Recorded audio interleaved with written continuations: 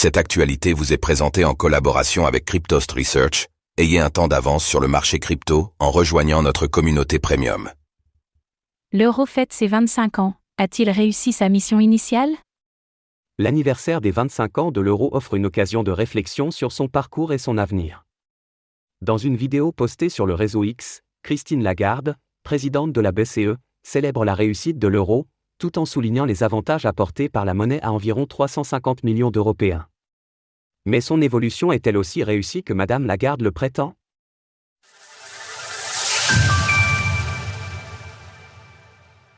Le bilan de l'euro 25 ans après. Le 1er janvier 2024 marquait le dépassement d'un cap pour l'euro, la monnaie de l'Union européenne, qui fêtait ses 25 ans. À cette occasion, Christine Lagarde, la présidente de la Banque Centrale Européenne, BCE, a partagé une vidéo de 2 minutes sur le réseau social X dans laquelle elle est revenue sur l'évolution de la monnaie.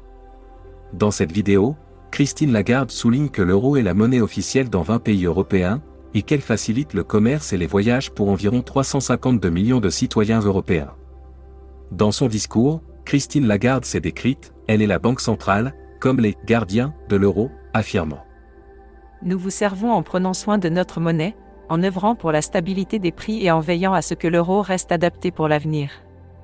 Cependant, malgré l'enthousiasme de Madame Lagarde, l'inflation observée récemment tempère son discours. Bien que l'inflation ait relativement été maîtrisée en France, avec un indice des prix à la consommation, IPC, annuel atteignant 6,3% au mois de mars 2023, la situation a été bien différente dans d'autres régions de l'Europe. Par exemple, la moyenne de l'IPC dans l'Union européenne avait atteint un pic à 10,1% en décembre 2022, dépassant même 20% dans certains pays de l'Est. Avec un peu plus de recul, on s'aperçoit qu'au-delà d'avoir vécu une période de forte inflation depuis la crise du Covid-19, l'euro a perdu près de 42% de sa valeur depuis 1999. Un chiffre qui contraste avec la stabilité des prix revendiqués par la présidente de la BCE. Quel futur pour la monnaie de l'Union européenne ?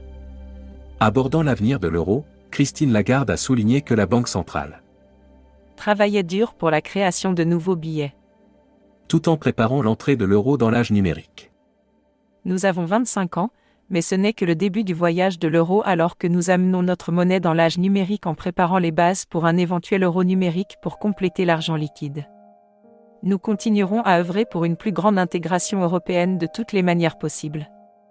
Pour rappel, la Banque centrale européenne envisage de rendre l'euro numérique, baptisé « Cash Plus », accessible aux citoyens européens entre 2027 et 2028. Cash Plus est une monnaie numérique émise et régulée directement par la Banque centrale européenne.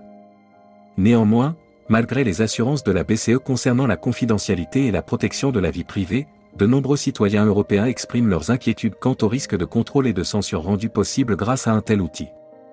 Cette inquiétude est d'autant plus accentuée par des cas similaires en Chine, où l'usage de la monnaie numérique de banque centrale, MNBC, a souvent limité les possibilités d'achat pour des individus en fonction de leur score social. Retrouvez toutes les actualités crypto sur le site cryptost.fr.